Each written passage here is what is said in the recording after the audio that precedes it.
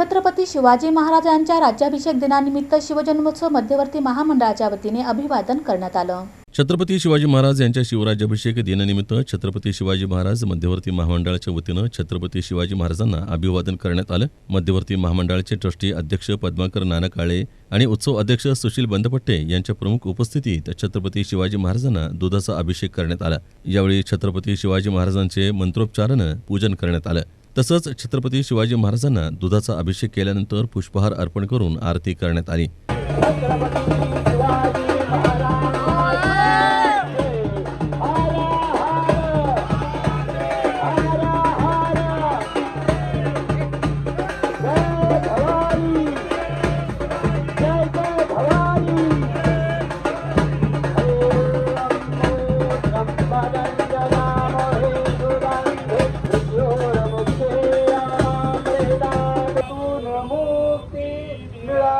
जनाना गुलामी कुणाला कुणाचीच नाही, नसे दुःख कोण नसे न्यून कोण मुलांना मुलांना। छत्रपती संभाजी महाराज की जय।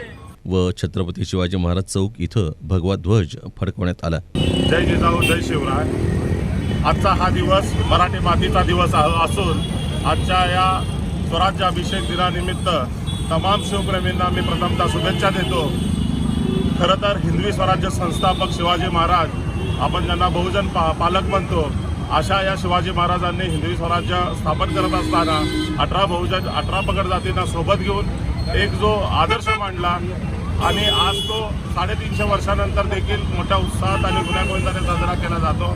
अशा या अभूतपूर्व सोहळा, ज्याला आपण दिवाळी सणापेक्षा कमी मानत नाही, अशा या दिनाचे सगळ्यांना, सर्व शिवप्रेमींना, तमाम भारतीयांना मी मनापासून शुभेच्छा देतो।